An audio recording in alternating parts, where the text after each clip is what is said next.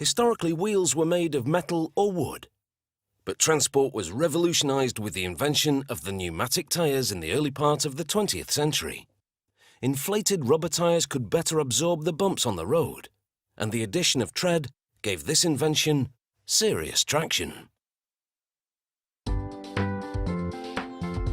Car tires have come a long way in the last century. This modern tyre is made of 10 to 15 different components, which include natural and synthetic rubber, chemical additives, and carbon black, a pigment. Giant blenders mix these ingredients under heat and tremendous pressure. There are various formulations for different parts of the tyre. In each case, the result is a gummy rubber dough, which machinery then rolls into sheets to await further kneading and processing.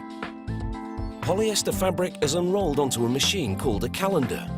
The calender is equipped with rollers that apply warm rubber to both sides of the fabric. This produces a rubberized fabric that will be used to reinforce the tyre. The fabric ply is needed because rubber alone isn't sturdy enough to make a tyre. Lots of cotton thread now spins from these bobbins. Machinery pulls the cord onto the warm rubberized fabric. They land on an angle and stick. This creates channels that provide pathways for venting air during the actual tyre building.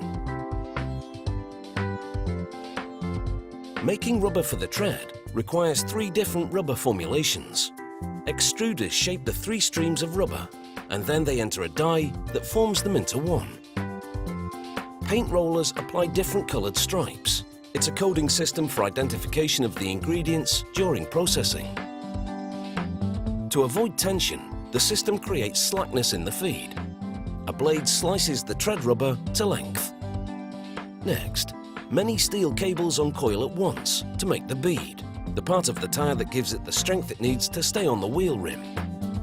Machinery arranges the cables in the desired configuration and encases them in rubber. More equipment rolls the bead material into hoops, sized to fit the wheel rim. Now the tyre is ready to be built, using a special rotating drum. The 2 bead hoops are arranged on it. Next up is an airtight piece of rubber that will act as an inner tube, followed by the corded ply. Inflated bladders roll the rubber around the bead on both sides and then retract. A server applies sidewalls to the beads. Rollers then fold the sidewalls over the beads. This completes the inner part or skeleton of the tyre. The outer layers are assembled separately, beginning with strips of rubber embedded with steel cord. The system wraps this rubber around a second building drum. Next up are narrow strips of rubber ply. The computerized system winds them with just the right amount of tension for a graduated effect. They're now ready for the last layer, the tread rubber. Machinery applies it to the ply. Now it's time for the 2 parts to become one. A transfer ring collects the assembly and transfers it to the inner part.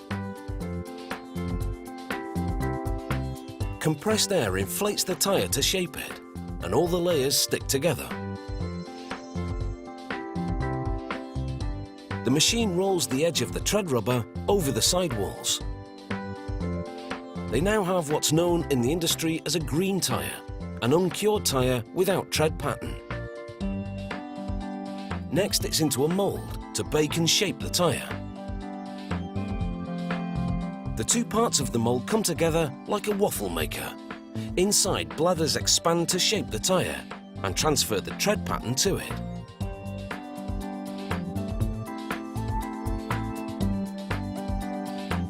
This cross-section of a tyre demonstrates how all the layers have been fused together. The time in the hot pressurized mould has caused the rubber to vulcanize, a chemical reaction that transforms it from a weak and sticky substance to one that's strong and elastic. The excess rubber is trimmed.